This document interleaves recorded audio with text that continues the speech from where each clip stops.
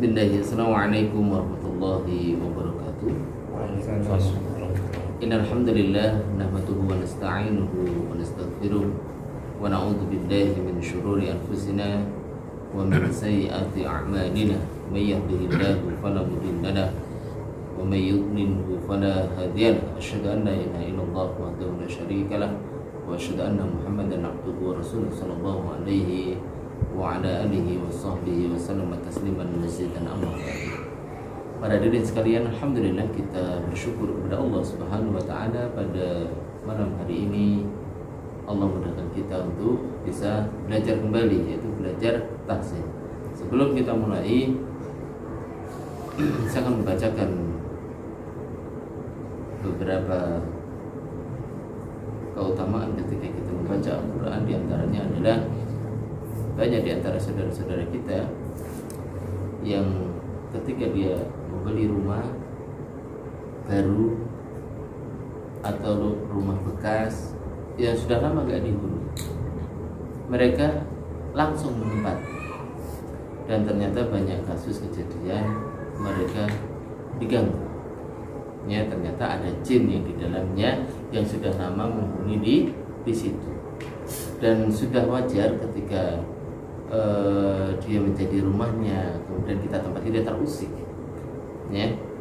Maka di sini ketika kita membeli rumah yang sudah lama nggak dihuni, ya, atau bikin rumah baru, maka sudah sebaiknya bagi kita untuk membacakan Al-Quran di dalam, ya, sebagaimana syaitan itu akan lari dari rumah yang dibaca di dalamnya surat Al-Baqarah. Sebagaimana disebutkan dari Abu Hurairah radhiyallahu anhu berkata, telah bersabda Rasulullah sallallahu alaihi wasallam, la taj'alu buyutakum maqabir, inna syaitan yanfiru minal baiti alladzi tuqra'u fihi suratul Baqarah. Janganlah kalian jadikan rumah kalian kuburan. Artinya rumah tidak pernah dibacakan Al-Quran, karena sesungguhnya syaitan itu akan lari dari rumah yang di dalamnya dibaca surat Al-Baqarah. Ya, tahu je surat Al-Baqarah, Alif Lam Mim Dzalika, kita itu dibaca. Kalau jenengan merasa di rumah kok sekarang kok beda ya dengan dulu, ya dulu kayaknya tuh rumah ini enggak terasa apa-apa, tapi sekarang tuh kalau mau masuk rumah kok rasanya kok merinding misalnya. Rasanya kok nggak enak mau masuk kamar ya, rasanya nggak enak mau masuk kamar mandi, kok rasanya kok nggak enak, ada rasa-rasa. Terus ketika malam-malam mau sholat malam kok tiba-tiba kayak ada serat, ada yang lewat dan sebagainya, ya bisa jadi itu jin. Maka bacakan surat Al-Baqarah sampai selesai kalau bisa. Kalau enggak ya dicicil lah, ya, hari ini 2 lembar, besok 2 lembar, terus dibaca tiap hari. Jadi ini pun bisa juga untuk meruqyah ketika ada gangguan, terkadang penyakit itu juga kita ruqyah bisa, karena Al-Quran itu syifa, obat. Misalnya jenengan di bagian yang sakit jenengan pegang, Masya Allah, kemudian jenengan bacakan Al-Fatihah, ya, Bismillah, Bismillah, Bismillah 3 kali. Jadi diruqyah sendiri, dibacakan Al-Quran sendiri di tempat yang dia sakit dipegang. Ya, itu diantara keutamaan Al-Quran itu bisa juga sebagai obat jasmani maupun rohani. Ya, bisa jadi kita itu kena ain sehingga penyakit kita itu kumat terus, ya.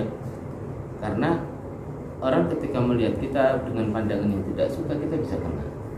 Atau ketika memuji kita tanpa menyebut nama Allah, kita juga bisa jatuh sakit. Nah, maka ketika ada seperti itu, kita ruqyah sendiri, coba diri kita ini kita ruqyah. Ruqyah itu artinya kita bacakan diri kita itu Al-Quran, kita obati dengan Al-Quran. Kita ikhtiar obat sudah, ya, tinggal kita ikhtiar dengan Al-Quran. Diniatkan membaca Al-Quran ini dengan niat ruqyah untuk mengobati diri kita sendiri.